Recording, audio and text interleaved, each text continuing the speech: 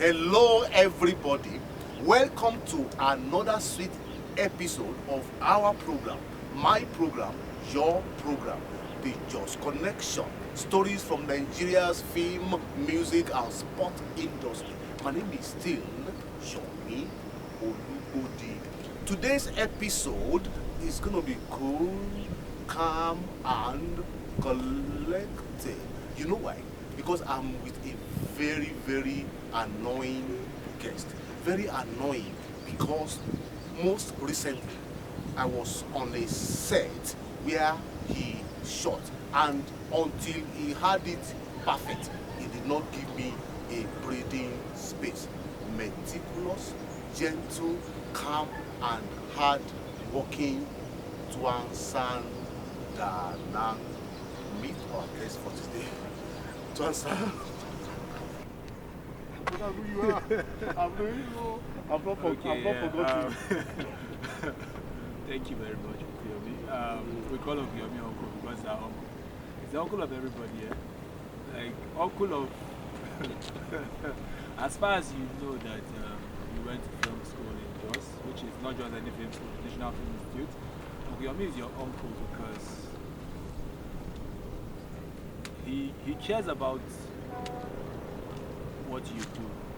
I was fortunate to meet this man in 2010 when I came to film school in 2010, and from then he's been one of the few people who has been dedicated to making us achieve this. Thank you very much.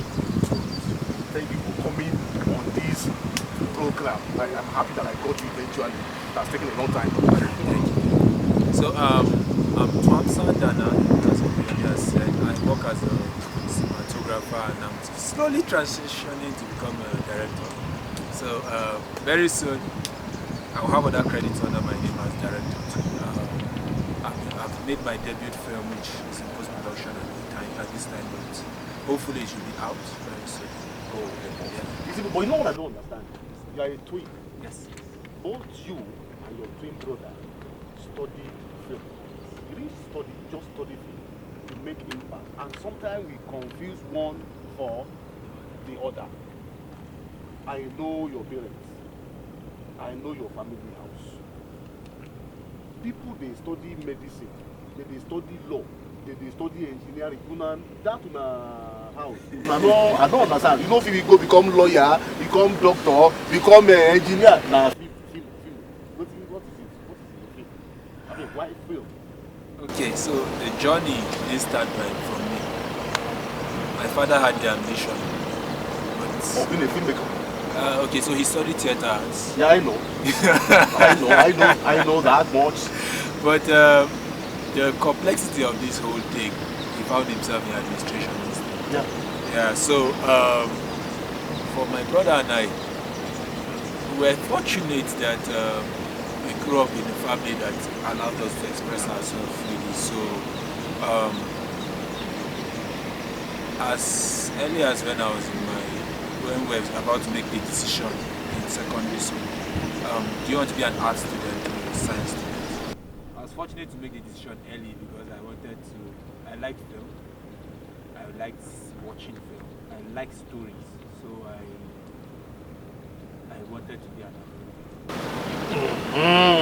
Almost everybody who studied film that I know of wanted to be an actor so that you could be popular.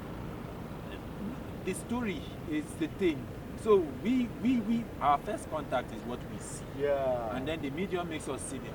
Yeah. You did not know that there are people who actually make the film, that actors are just tools in the hands of the filmmaker. Yeah. In the hands of the people. Because it's the actor's medium. Yeah, so like everybody wants to be there because you encounter the story through the actor. So I said, okay, I wanted to study theatre arts.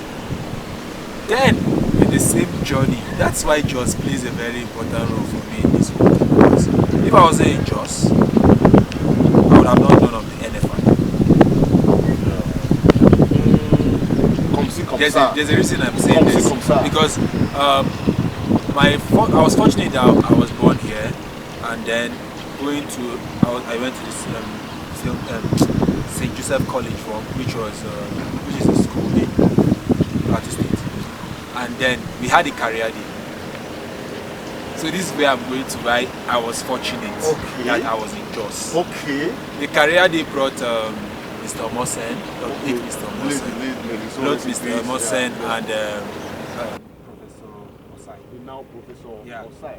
So at there he was a professor, So they came for our career day, which is fortunate. Like you get to see people, and then they spoke about the film school in Jos, in my Jos.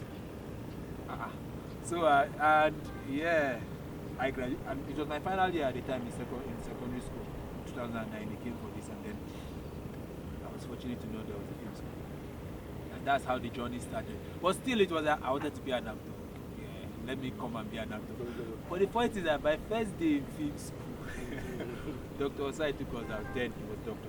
Okay, before it was Dr. Osai then. Now Professor Osai took us on set. That's the thing I love about the environment. You guys were always pushing us. Like there's this thing about the urgency of wanting to experience the process and then you see more. So we went on set and then I saw people holding boom mic and that was okay. First time I got there, I was like, yeah, people should go meet your seniors, experience this, interact. Yeah. And then somebody was holding a fishbowl, and then I did that and forgot I needed to go home or don't call anybody. For the first time in my life, I received 40 missed calls. Well, looking for you everywhere. I didn't go back home till 11 p.m. I didn't call anybody because they said put your phones on silence and then let's go. And that was how it started for me. The acting I wanted to do, I wasn't. It was where I wanted to be. I didn't want to be that guy. You forgot about it. Why should I be the person here? While I can be seeing the process happen? I was seeing how the stories were coming together through these people who were behind it. And then I was lucky to meet Okuyomi. I didn't even tell people how I met Okuyomi. I met Okuyomi on the day I came for my interview. This guy wanted to bully me.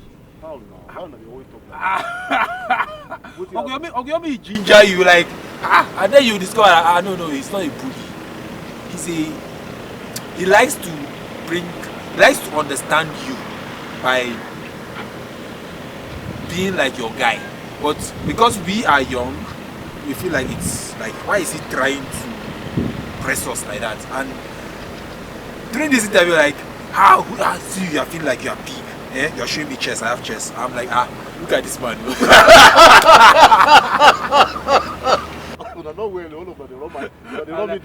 like, look at this guy. But man, one thing we learned was getting to know Okuyomi.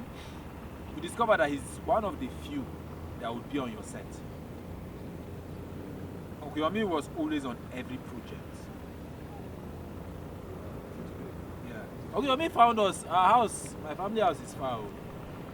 Okuyomi came all the way for our first film, and then every time, he still, even now that we even call him with our small nairas and we're giving him to come on our sets, he still comes.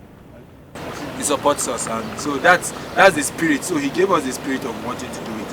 And then we were fortunate at the time that we were in a hostel where we had our seniors. The beautiful thing about NFI is, at the time, was that we were in a place where our numbers were not many, and then there was a way that we sit in the common room, watch TV together, we watch the movies together, fight on and then critique. Your seniors are constantly trying to make you better. I met Henry Young, who by the time was a comedian. We spoke to him. Yeah, he was, and these guys were so passionate. Casey Obiano Drew. And we had Lawani, Godwin Lawani. They were my seniors, and these guys were constantly making film. Like they were constantly making film. Like so, you could not come to a space where people were making it and you didn't want to make it. So they were exciting. There was no way we could do this without these guys. And today, he's saying Godwin Lawani, Casey Obiano Drew, Henry Bira, Young, and the rest of you, Malebi, Tega Idadi, is giving you your flowers now. Better collect it. Tega is very important. Better collect it now. Tega helped us with our first production workshop. Tega, you daddy? Yeah, he was like one of our...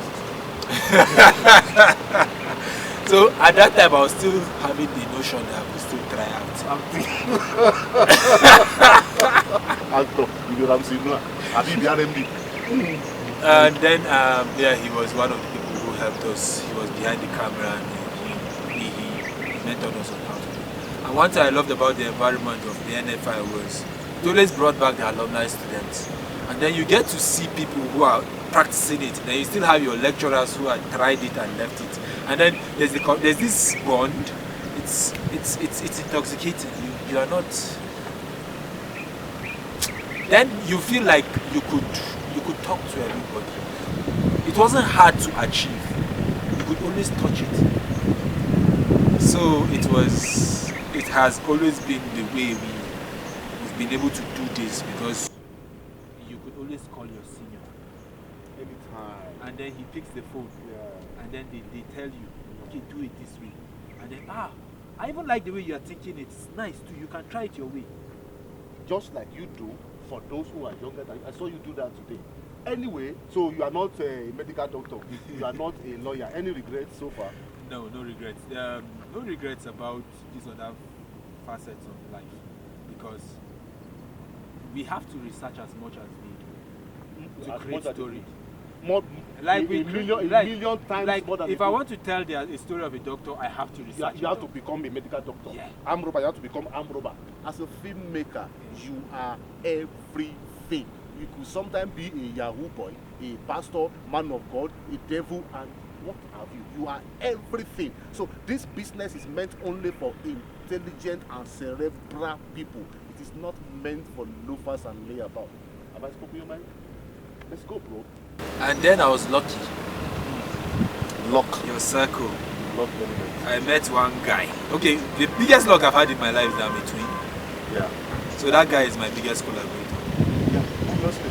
He doesn't have a choice. We shoot everything. Obviously. Yeah, so then I met another brother. His twin brother's name is Twamsan.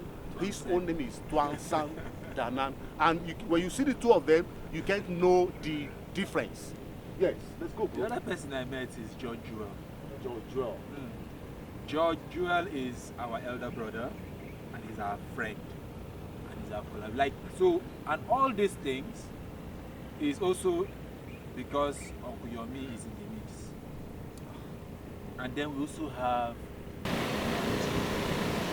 this idea that if we want to do something, we'll just jump and do it, because Uncle Yomi has told us if we jump, we'll do it.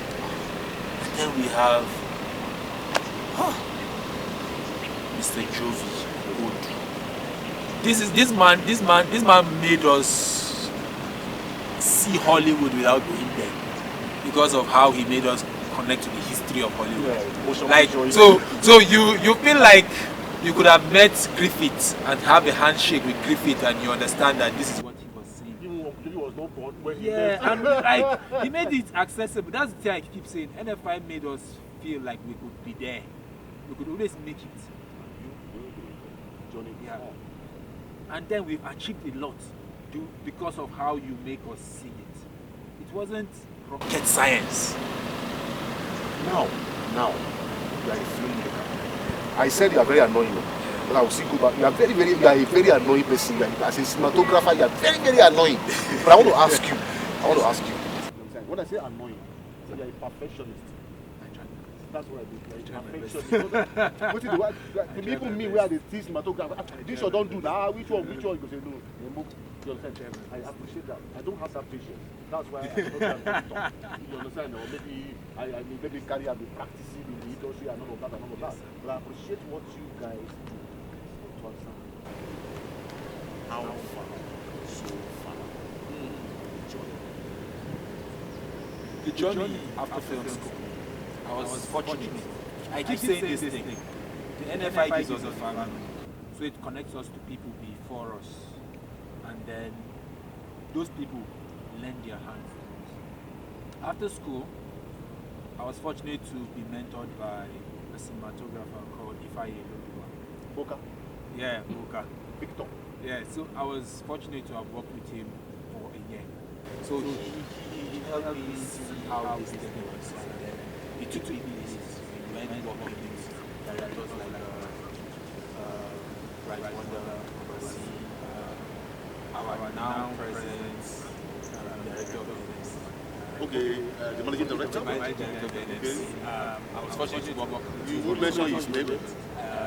Alidu. Yeah. So now that's the thing. It gave me access to meet people who were my heroes, like the people we watched on the screen. Everything possible, and then you see your elder brother working with these people, and then there's confidence, so it rubs on you. And then we're also lucky again at some point. You now see, oh, Yinka is everywhere, everybody's talking Yinka, and then all of a sudden you discover that he came to your school too. He was here too. Even though, he didn't stay as much, but his impact still resonates on you, all of us, and then, Dubai helped me. Ifeanyi helped me too. Ifeanyi, Victor, Dubai, aka Boka, you have been running away, but see, I did watch your feet, I follow you, I will soon catch you on this program. Thanks for helping Twamsan. He helped me to go and work in the industry. Like we see that I was working as his assistant. He was my elder brother. He's my elder brother. He took care of me. He made me gain opportunity where others didn't, because he was one of the earliest people that allowed me to even work as a second operator for some of these projects. Ifeanyi Iloduba is which local government are you from? I'm from Twamsan. Menyan. Yeah. Ifeanyi Iloduba Victor is from Plateau State. That was why he was able to help his fellow Menyan brother. Iloduba, Ifeanyi, I hope you get the message. This is not about tribe. It is not about religion. It is about us. Ifeanyi was born here. Their family house is still here. If I leave here, I'm still going to the family house to do one or two things, if you understand what I mean. Yeah, let's go, bro. So he gave me the opportunity to try these things. Now I came in contact with technology which I didn't see before. And then he gave me the courage. Go on, you can do it. And then after I gained this courage, I stepped up. And that's how I've been doing this journey. And then I keep coming back to saying some of my best collaborators are NFIP. George. Then we had a younger brother a year after our first year in film school. Girse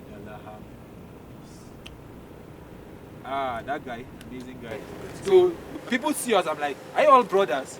I only have one brother who is biological in the circle, but we all have resemblance. We look alike. Do you know that Peace came on this program and made almost the same statement that you just made? Great guy, I love him, but forget him. Yeah. So we started this thing together. We started making television programs, which we attempt our own. We lost some, we failed at many of them. But one thing that stuck was that we still stayed together and we continued trying. We've been collaborating since then, and we find out that we still come back to each other, even though we fight. But what's family without a little bit of scoffing?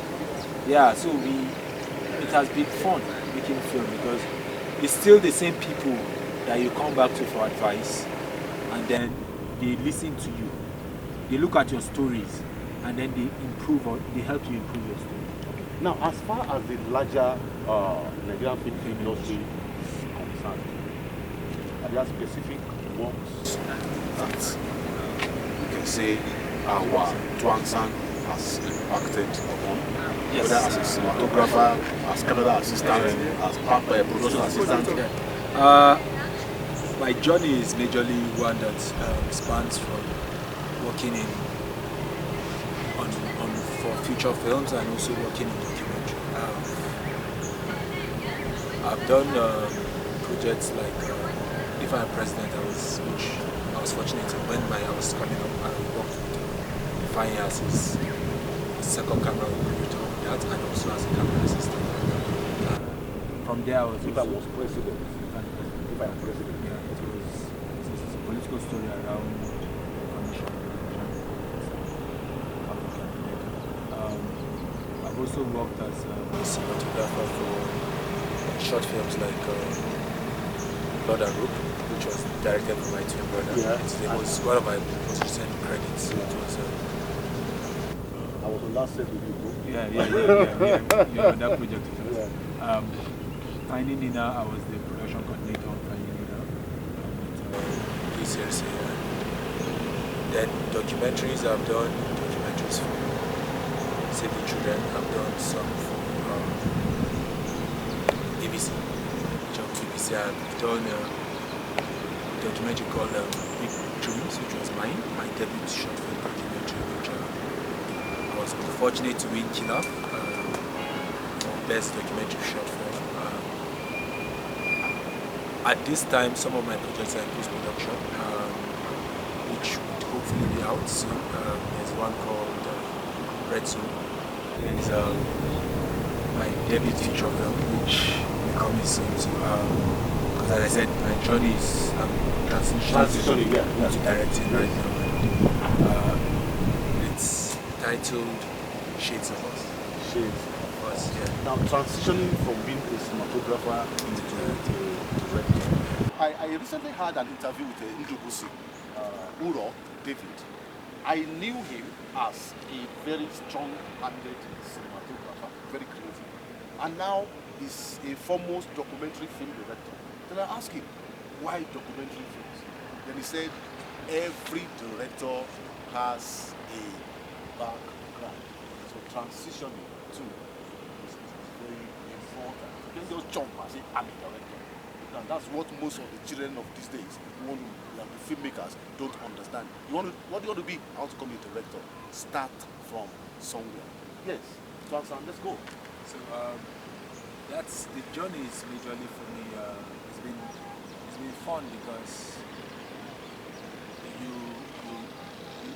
work with people and then you see from their eyes. That's the beautiful thing of being a cinematographer. You learn from what they see. Your job is to interpret the vision. So after constantly listening to people, and then you are getting from them. That's so annoying. That's so annoying. Very tough. Now, bro. Yeah, so part of my credits are also I have collaborations. I keep saying this. NFI is a beautiful place. It's like one of the places that has made me do some of the most. I've experimented the most with people who have in the company. And one of those people is a young man who I'm working with 2019. I think made his first short film together. His name is Tosin. We call him Tozini. Yeah. So why I keep saying read my body. Evil Spirit Get Out. Evil Spirit Get Out. His recent one now is something about the trick of burying the Kulu. He's coming on this program. The burial of Kuli and yeah, the burial of Kuli and Nike. So why I keep coming back to this NFI mixed things? These are the people that give you the earliest credit you can have. Because building your portfolio is with the people who know you, and then they trust you to be able to make these films.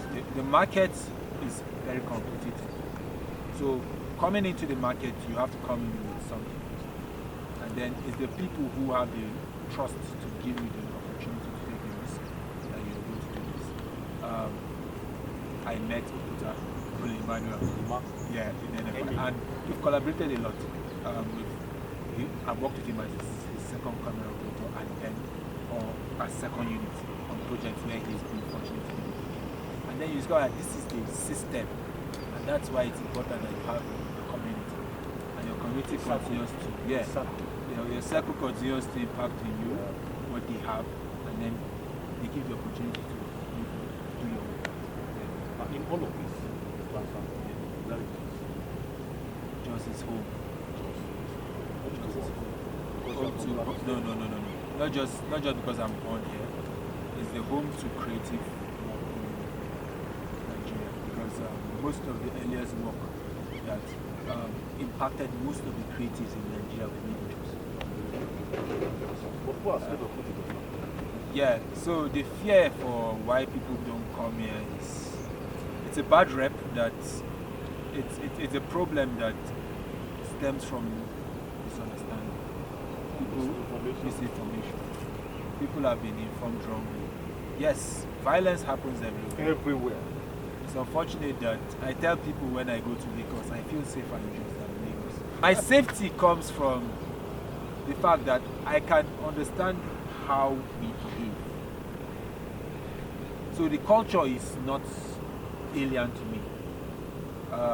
The violence is when people have it happens because people have been pushed too much. But there's comfort. There's unity in Jos. There's that hands hold hands. Hands want to talk to people. People still want to help. I love Lagos. I'm not saying Lagos is terrible, but I'm just saying the environment is aggressive. Jos is calm. Plateau, there is no you. Without Nigeria, there is no plateau, there is no nobody us. there. There is no us. There's none of us. The word for Nigeria, we hail thee, our own native land.